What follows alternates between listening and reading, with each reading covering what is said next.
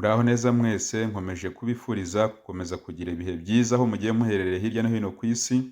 Reka turebere hamwe amakuru akomeje kuvugwa hirya no hino ku isi muri aka kanya, duhereye kuri iyi nkuru ivuga yuko Minisitiri w'Ingabo wa Israel Katz yatangaje ko bategereje uruhushya rwa Amerika maze bakarasa byo kurimbura Iran.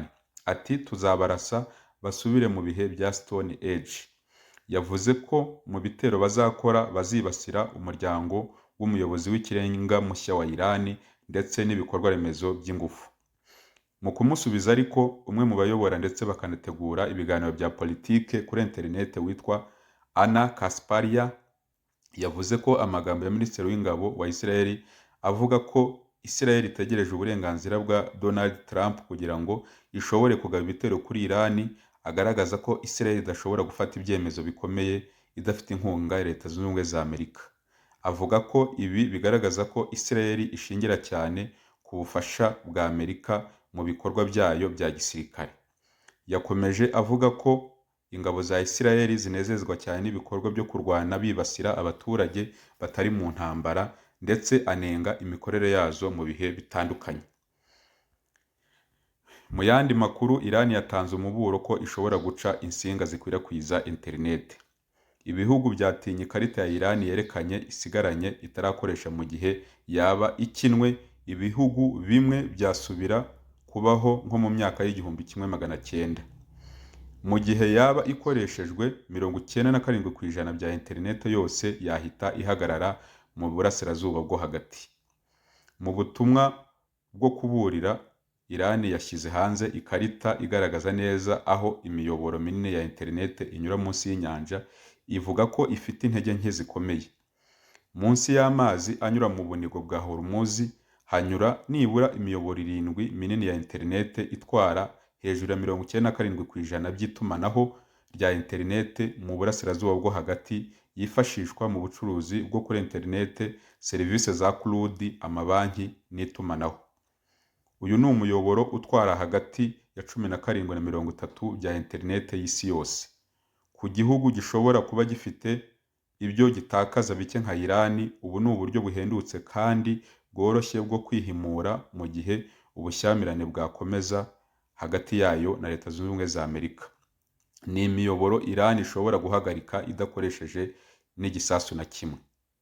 Ibi ni ibintu ibihugu byose byumva vuba kandi bishoboka cyane, bashingiye ku ngaruka zagiye zituruka ku bisa nkabyo byabaye mu Nyanja Itukura, aho gucika k'urusinga rumwe gusa byateje uguhagarara no kugenda gahoro kw'ibikorwa byose bishingira kuri internet mu bihugu byinshi, harimo na hano iwacu muri Afurika y'Iburasirazuba. Kandi kurusana byatwaye amezi 5 ari rumwe gusa. Mu gihe Iran yakata izo nsinga ho byatwara igihe kitazwi bitewe n'uko bitaba bishoboka kuhegera ngo zihite zisanwa. Ibihugu byagirwaho ingaruka izi nsinga ziramutse zikaswe na Iran ni Kuwait, Qatar, Bahrain, Emirate Zunze Ubumwe z'Abarabu, Arabia Saudite n'ibice bimwe bya Iraq, Uburayi, Ubuhinde na Pakistan ndetse na Afurika y'Iburasirazuba. Mu yandi makuru nanone, Minisitiri w'Imari muri Israel Smotrich Bezalel yahamije ko Israel ituza abaturage bayo mu gace ka West Bank ubundi gafatwa nk'aka Palestina ku rwego mpuzamahanga. Perezida wa Amerika Marco Rubio ushinzwe ububanyi n'amahanga ndetse na Mike Huckabee umunyapolitike muri Amerika akaba n'umusesenguzi bose babanje kubyemera.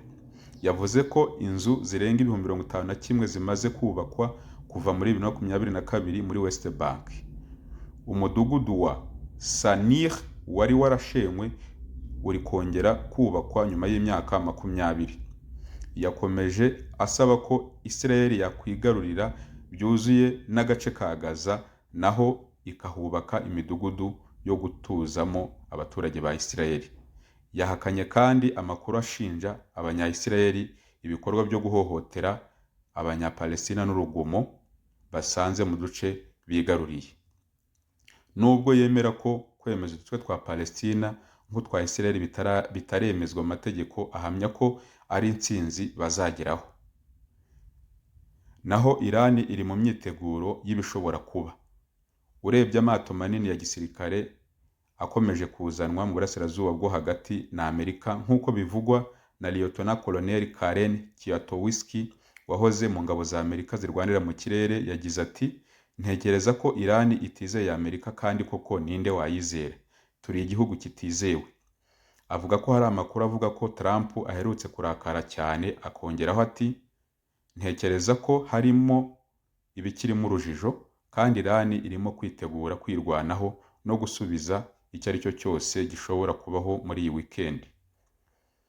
Reka noneho turebe ahantu 8 ho mu nyanja hafatwa nk'inzira z'ingenzi z'ubukungu bw'isi.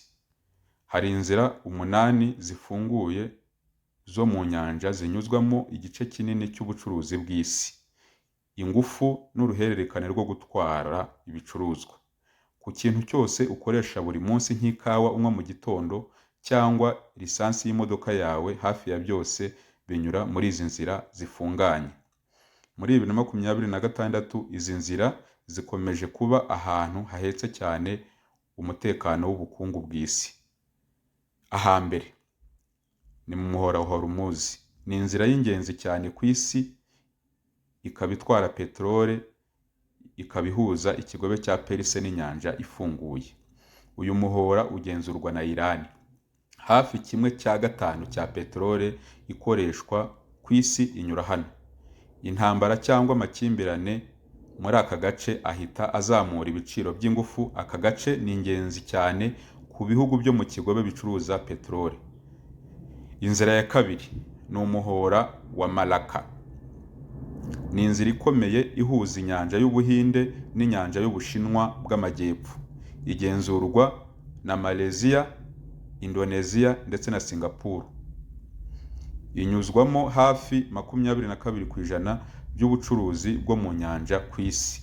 Niyo nzira nini itwarirwamo peterole ku isi. Hafi ya miliyoni 23,200 z'utugunguru twa peteroli ku munsi tunyura hano. Hafi ya 75% ya peteroli y'Ubushinwa inyuzwa hano. Inzira ya gatatu ni mu muhora wa Bab el Mandeb. Ni irembo rihuza inyanja itukura n'ikigobe cya Eden. Ukaba ugenzurwa n'ibihugu bya Yemen, Djibouti ndetse na Eritrea. Wigeze kunyuzwamo miliyoni 9,300 z'utugunguru twa peteroli ku munsi muri 2023. Muri 2025 twaje kugabanuka tugera kuri miliyoni 4,200,000 kubera ibibazo by'umutekano. Ni ingenzi ku bucuruzi buca muri kanale ya Suez. Inzira ya kane ni mu muhora wa Denmark. Ni inzira 3 zihuza inyanja ya Baltic n'inyanja y'Amajyaruguru. Ugenzurwa n'igihugu cya Denmark. Hanyura hafi miliyoni 4,900 z'utugunguru twa peteroli ku munsi. Iyi nzira ni ingenzi ku mikoreshereze ya peteroli na gaze byo mu Burayi bw'Amajyaruguru. Ni inzira y'ingenzi kandi ku mutekano w'ubukungu. Inzira ya gatanu ni umuhora wa Turukiya. Bosporus na Dardanelles zihuza inyanja yirabura n'iya Mediterane zigatandukanya Uburayi ndetse na Aziya. Iyi nzira igenzurwa n'igihugu cya Turukiya. Hanyura hafi miliyoni 3,700 z'utugunguru twa peterole ku munsi. Ni inzira ikomeye y'ubucuruzi bwa Erazi, ikaba ifite agaciro gakomeye mu bibazo bya politike n'umutekano. Inzira ya gatandatu ni muri kanale ya Panama.